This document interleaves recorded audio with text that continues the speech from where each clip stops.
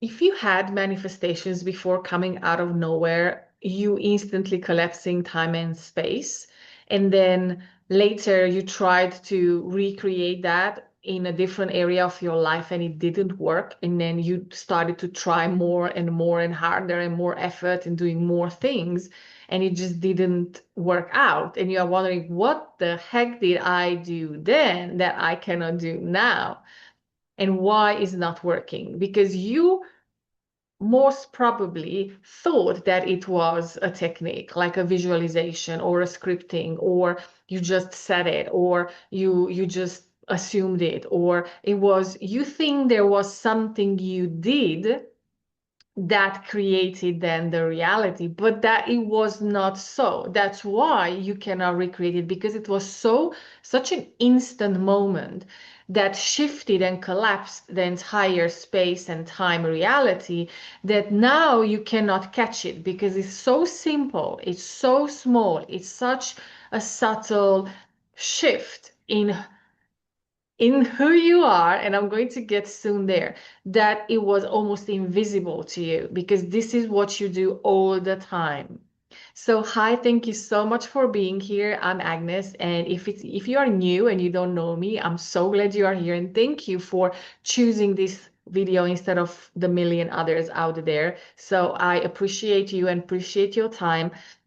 So I'm going to go directly to the point. So by the end of this video, you're not just understanding what I mean, but you will find a moment and you are identifying that exact moment where you were able to effortlessly change or manifest before, and you can't do it again. So you know now, and it's going to be easy for you to catch it and redo it again and again. So here's the difference. We believed that manifestation, it's about what and how. Like, what do I need to do? What do I want to manifest? And how do I get there? Like the in between. Like many people call it messy middle. I love to call it messy middle too.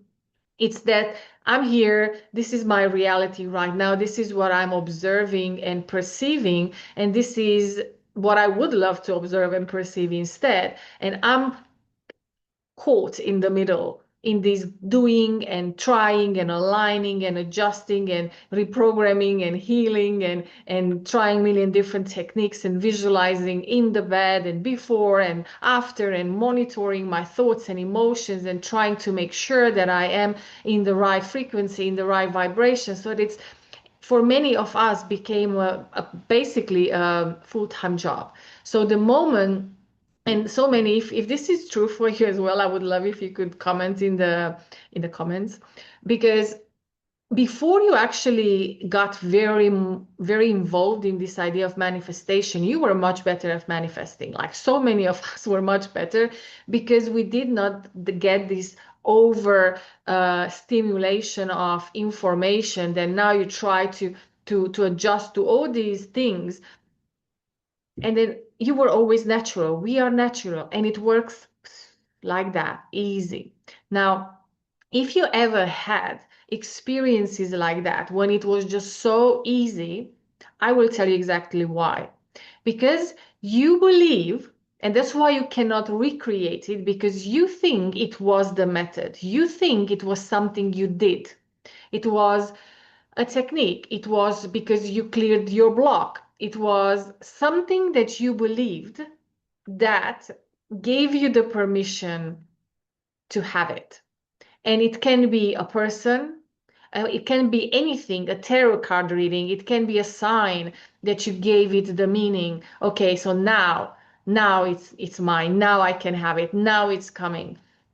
Or it was either a person, a thing at the end of a retreat, or the end of a something, or after a session, or something that you said and you gave it the meaning. Now I can have it. Now it's mine. So what you actually did, it was the acceptance of it. But you put the acceptance at the end of a process or a technique, but it was never that. It was always you. So you don't have to be caught in the messy middle and keep doing things pretending that that's going to help you to get what you want. You can just jump from where you are to where you want to go right here. There is no messy middle unless you create a messy middle.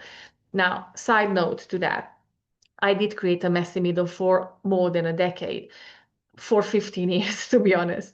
And because I also bought into the idea that there is something to be changed about me, about who I am, about how I think, about how I move, about how I live, about how high or low frequency or vibration I am, about how much trauma I had in my childhood, what patterns I inherited from my parents, what karma I have from my past lives. And I did go into those games for many years. I certified also in those games. So I helped others to play the games with me as well. So we did that, and that's okay.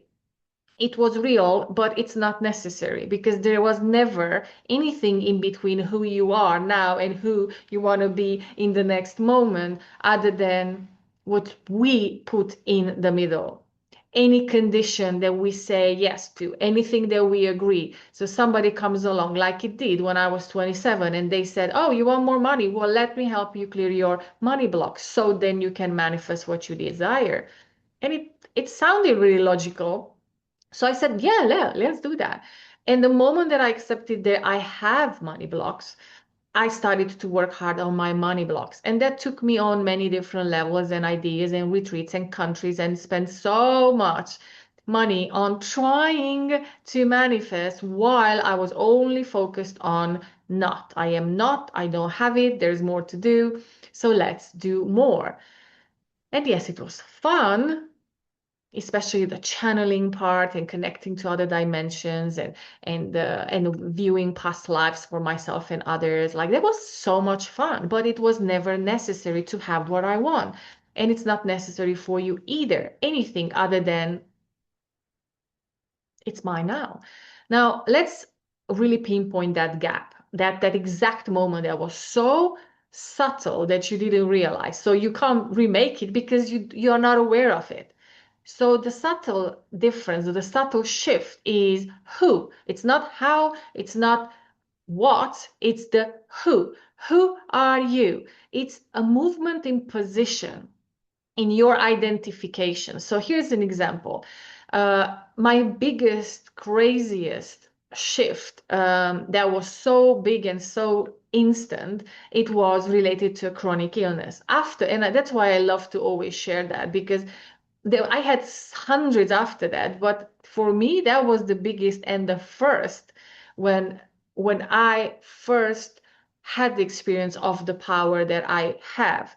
And there were other physical things that I said no, and stop agreeing. I stopped agreeing in one moment, and I chose to be a different person.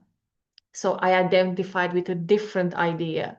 But for that, you need to have that moment of pause and say, and to actually realize that you're identified with a story, identified with an idea of who you think you are.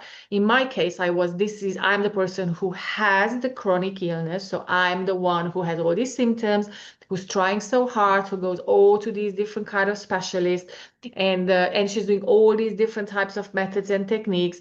But I was identified with the person who has the chronic illness, trying to find and trying to manifest health, which is one experience. And then in one moment, it was a very innocent moment, this idea came from a book, and they said, choose now and be that now. Like, and I was like, oh, I never thought about that.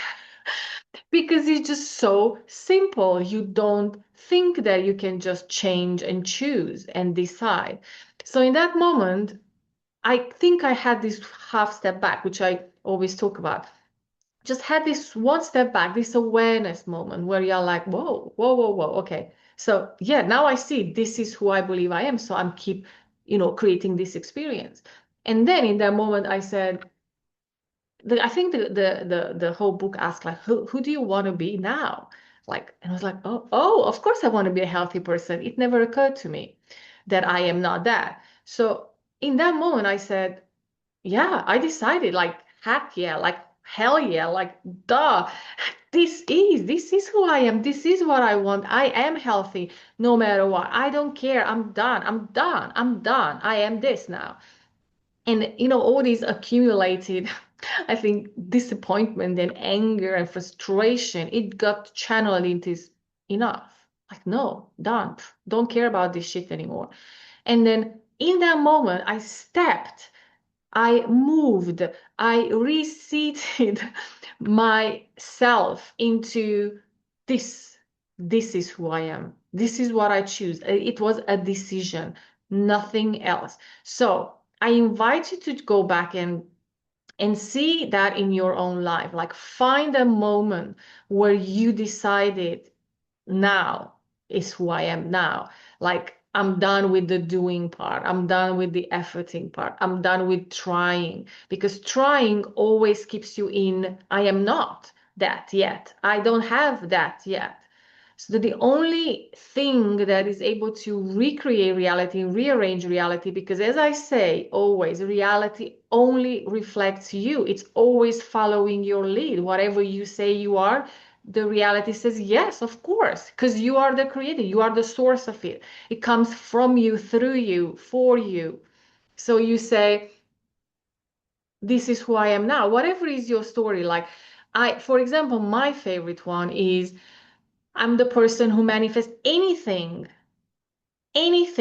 no matter what, all the time. It's just easy. It's just effortless. This is who I am now. Like, no matter how I feel, no matter what I think, no matter if I have a good days, bad days, good mood, bad mood, no matter where I am, no matter in what phase of my life, no matter if I am in the mood or not in the mood, or like, no matter what the story I'm telling, no matter what, I get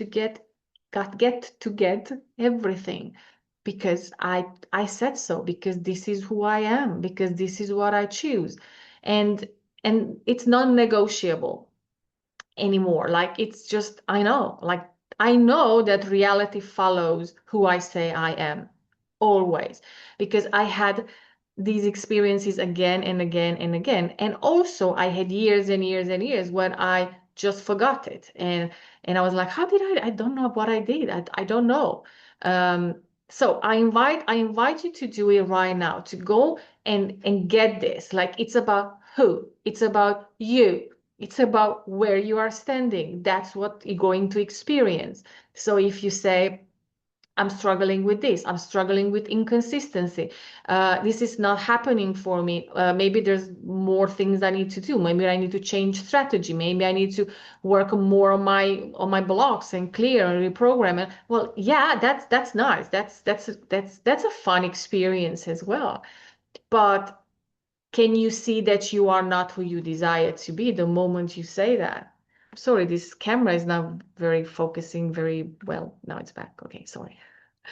So do you see that the moment you are focused on, there's something I need to still do or adjust or align, you are not it. You are not the person who you say you want to be. You are not it. You did not decide. Like, that's it. Like, I'm not moving from here. I'm staying here because I said so. And then what happens? A lot of crazy thoughts come in. The mind wants to go back to the old. It's like, yeah, you see, nothing is happening. Of course, nothing is happening, but who cares? Because you just said, you decided, so it will happen. It has to happen. It's the law. That's how it works. It's just a reflection. And reflection sometimes needs a little bit of time to readjust, not always. And then I know you also had experiences where it was boom, instant.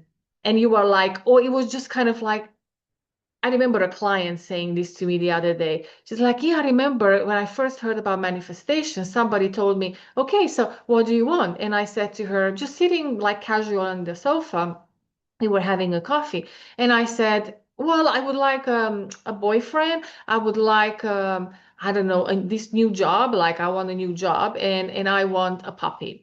And she said to me, okay, it will come to you soon. And I said, good. And then I went and, just did my life, just lived my life. And then in a few weeks, everything came to me out of nowhere. It was there. I was like, wow, okay, that's cool. Well, that's what manifestation is and always was. I'm telling these stories so you can relate to your stories. So you realize, oh, well, yeah, did that person thought about, oh, I need to change something, I need to adjust. What about my trauma? What about my inner child? What about my shadow? What about my past life vow of poverty? Like none of that is anything or makes anything unless, and this is very important, unless you say so. Unless you say so, unless you agree with it, unless you accept it and say, yeah, okay, I do have that. Let's clear that. So then you go and you clear it. It's real. So I don't want to say that that those are not real, are real, but because are real because you say so, because you accepted it, because you bring it in your reality, you say this is true, so you are going to experience that. But you always have a choice to say no. Somebody comes to you and say you have blocks, and like no, like you might have, like that's your truth, and I totally respect everybody's truth. And I've been on this journey for 20 years. I bought into so many ideas and so many lies and so many truths that I believe is true, and then you start to have experience of that is true, of course, because you are creating it, it's coming through you, from you, so in your experience you will experience it as being true. But this video is about, maybe you want to question some of the truth you accepted, even though you have proof, because of course you have proof, because it's coming from you. Your truth is going to create your proof in 3D. You're going to start experiencing that. So that's the loop. You look at it and you're like, well, this is true. Well, stop agreeing with that. Step back and say, no, I'm not agreeing with, I don't care when. And this is, again, just one more thing, very, very simple. What keeps many people in loop, and myself included, kept me in loop, is that we ask the wrong question. When you see something is not happening, it's not shifting, it's not working, our question is why? Forget about the why. Who cares about the why? Just right now, change your mind, step into who you want to be, done. Reality will reflect back next day or next week or next month. Who cares? You already are it. Because that's how you know that you don't want to do anything, because you already accepted it. So why, who wants to do another thing, another method, another affirmation, another something, if you already are it? That's your clue. You stop wanting to do anything. You stop wanting to consume any content. You stop. You just live your life like you were before you ever heard about all this craziness, because this was invented by us, by the mind, and by ideas that were dropped. But if you go back to the first book, my first book, 2006, was The Secret. That's the book actually that changed my life with the chronic illness, because that was the line. Decide what you want right now. No, it's yours. It's so, and just go live your life. And I was like, sounds fair to me. Let's do that. And the same day, all my symptoms were gone, never came back ever. And before, I had them every single day for 2 years. And then I still went back and bought into the idea I have blocks related to money. So this is just the game we play. It was crazy. I mean, now thinking back, I'm like, I had so much proof that I can do this and change my mind and be the person who I want to be, and then let reality do its job. And I still went and played with the blocks and the limitations. And so what? You can change your mind in any now moment. So do that and feel how different is that. You stay here and trying to change something outside of you, where in comparison to actually you stepping in, this is who I am now. Like, I'm the person who can manifest anything, anytime, no matter what. Or I'm the person who's just constantly lucky no matter what, no matter if they're happy or sad or depressed or whatever. It's your story. It's you decide who you are. And then you experience that in the 3D. That's it. I hope this was helpful for you. If it was, let me know in the comments. I'm super curious, like, what is your thing? What is the thing that now you get out of this, and who you are now? Like, who are you now? Who you choose to be now? And who did you move into being from now onwards? Thank you and see you soon. Bye bye.